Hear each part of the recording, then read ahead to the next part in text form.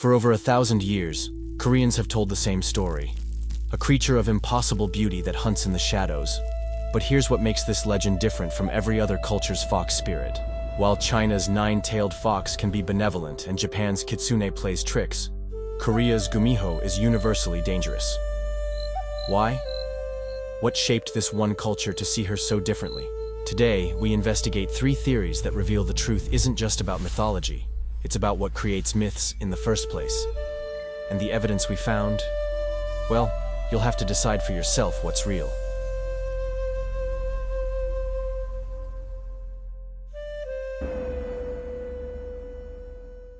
The Gumiho's story begins in the unified Silla period, around the 7th century, when Korea was forging its cultural identity.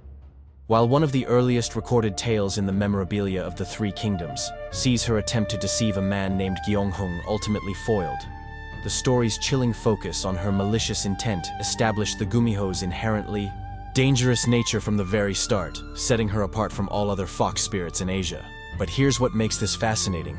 The 9-tailed fox appears across East Asian cultures, yet each nation shaped her differently. In China, she's the Juweihu, sometimes benevolent, sometimes malevolent. In Japan, she becomes the cunning kitsune, a trickster spirit who might help or harm humans depending on her mood. But Korea's Gumiho? She's almost universally portrayed as dangerous, a predator who feeds on human life force. Unlike her Chinese and Japanese cousins, who might grant wishes or play harmless tricks, the Korean Gumiho embodies pure, seductive danger. According to Korean folklore, a fox becomes a Gumiho after living for exactly 1,000 years, gaining supernatural powers with each passing century.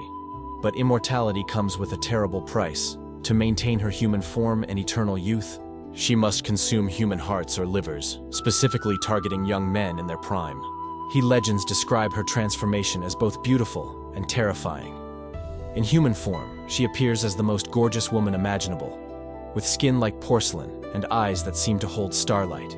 But her true nature always betrays itself through subtle signs. Shadows that don't match her human form, an instinctive fear from dogs who can sense her fox spirit, and most tellingly, those 9 magnificent tales that appear when her guard is down. Korean literature overflows with haunting Gumiho encounters, each following a disturbingly similar pattern. One famous tale from the Silla Dynasty tells of scholar Kim, who met a stunning woman near a mountain shrine. She claimed to be lost, and begged for shelter, her beauty so overwhelming that he couldn't refuse. Enchanted, he took her home, where she lived as his devoted wife for months. She was perfect, loving, attentive, everything he'd ever dreamed of. But perfection came with a price. Kim began having strange dreams, visions of a fox feeding on his heart while he slept. His health deteriorated mysteriously, his skin growing pale and his strength fading like winter mist. One night, he pretended to sleep and watched in horror as his beloved wife transformed into a fox, her mouth glistening as she fed on his life force. The woman who had loved him was literally consuming him, drop by drop, night by night. These stories weren't just entertainment, they were warnings about the dangers of unchecked desire and trusting appearances. The Gumiho represented every fear Korean society had about sexuality, power, and the unknown feminine. She was the perfect woman who was too perfect, the love that literally consumed you. But not every tale ends in tragedy. Some stories served as lessons in wisdom and perception, showing that the Gumiho, for all her power, could be outsmarted. A common pattern in these cautionary tales involves a clever hero discovering the Gumiho's true nature by exploiting its weaknesses. In one such story type, a family comes to suspect their matriarch is secretly a Gumiho. The clever daughter-in-law notices the old woman's intense, almost pathological hatred for the smell of dog fur and the sound of dogs barking. Devising a plan, she persuades her husband to line their mother's room with tanned dog hides and to bring a litter of puppies into the home. That night, the matriarch is unable to enter her room, pacing outside, agitated by the scent and the yelping puppies. Trapped and unable to maintain her disguise without her den, her human form begins to fail. By sunrise, the family discovers not their mother, but a very old, 9-tailed fox, which then flees back into the mountains, its power broken by simple mortal ingenuity. Then something extraordinary happened to the Gumiho in the 21st century. Korean popular culture completely reimagined her story. Dramas like My Girlfriend is a Nine-Tailed Fox and Tale of the Nine-Tailed transformed her from ancient terror into complex romantic heroine. Suddenly, the bloodthirsty seductress became a misunderstood being capable of genuine love. These modern interpretations asked provocative questions. What if the Gumiho doesn't want to be a killer? What if she struggles against her nature? What if love could transform her from predator to protector? The shift was revolutionary. In My Girlfriend is a Nine-Tailed Fox, she's literally trying to become human through love. In Tale of the Nine-Tailed, she's a guardian protecting humans rather than hunting them. The creature who once embodied men's fears of feminine power became a symbol of redemption and the transformative power of love. This wasn't just storytelling evolution. It reflected Korea's own cultural transformation from traditional patriarchal society to modern progressive nation. This evolution reveals something profound about Korean society and human nature itself. The original Gumiho tales emerged during Korea's most patriarchal periods, when powerful women were viewed with deep suspicion. She embodied men's fears of feminine sexuality and independence, beautiful, powerful, and utterly beyond male control. Her need to consume men represented anxieties about women draining male vitality, resources, or social power. But as Korean women gained equality and independence, the Gumiho's image transformed alongside them. She became a figure deserving sympathy rather than fear, love rather than destruction. This transformation suggests that our monsters often reflect our deepest social anxieties. As those fears evolve, so do our mythical creatures. The Gumiho's journey from monster to heroine mirrors Korea's journey from tradition to modernity. Today, the Gumiho has transcended Korean borders, appearing in international media, video games, and literature worldwide.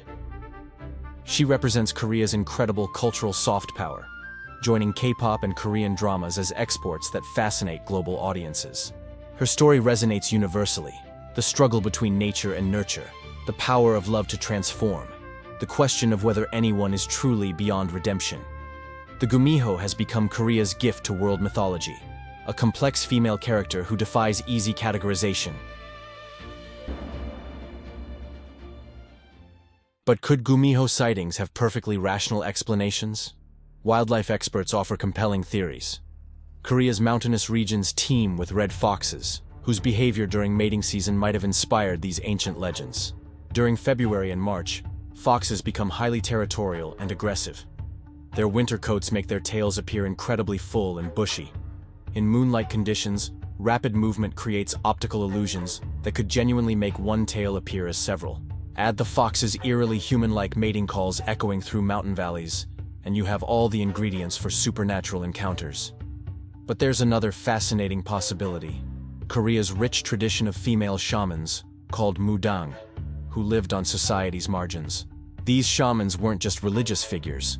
They were counselors, healers, and political influencers who often held more sway over local communities than officials. They operated outside the rigid Neo-Confucian hierarchy, a fact that made them both indispensable and deeply feared by the ruling class. These women were often beautiful, charismatic, and wielded considerable influence over men seeking spiritual guidance.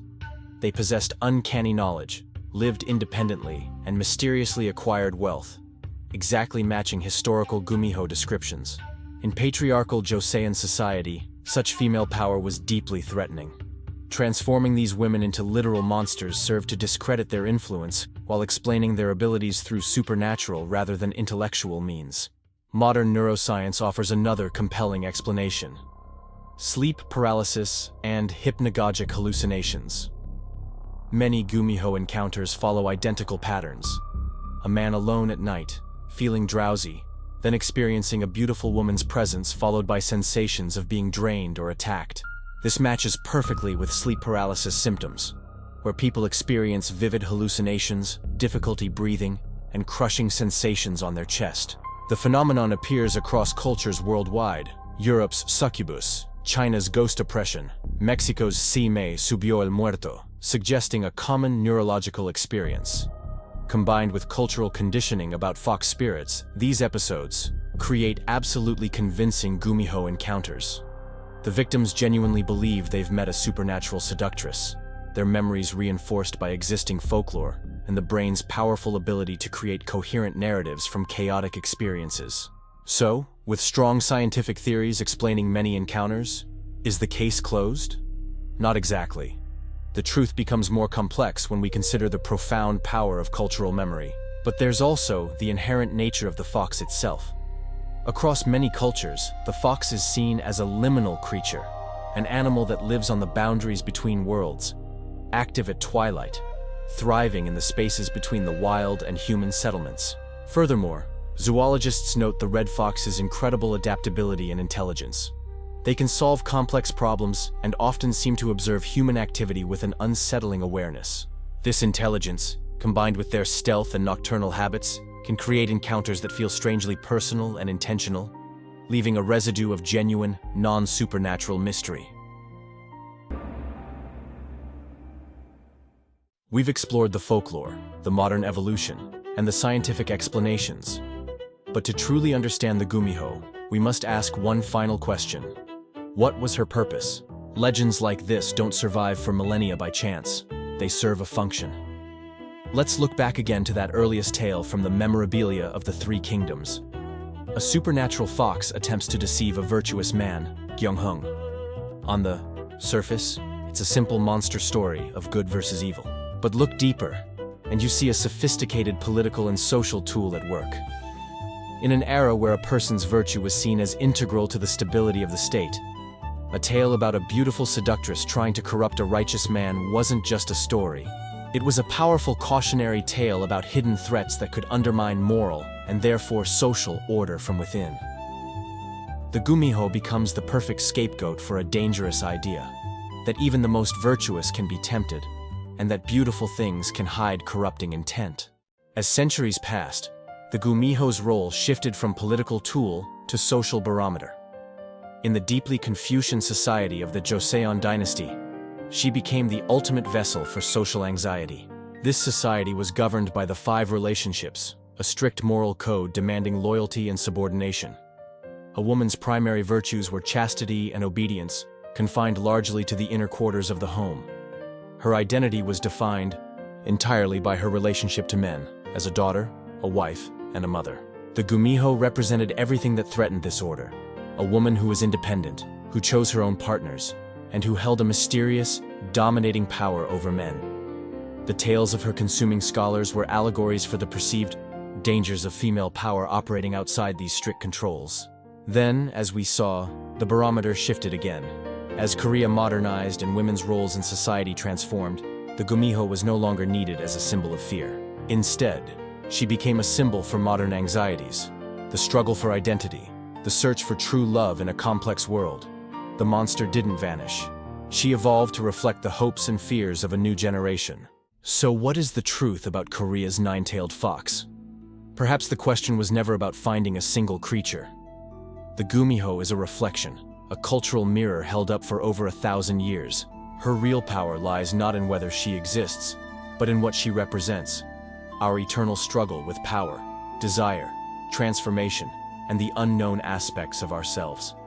She embodies the beauty of evolution itself, showing us that monsters can become heroes, that fear can transform into fascination, and that legends grow alongside the cultures that create them. The Gumiho remains one of Korea's greatest gifts to world mythology. Some truths might be more beautiful than definitive answers. What do you think is the Gumiho's true purpose? Is she a political allegory, a reflection of our own psychology, or something more? Share your theories in the comments below.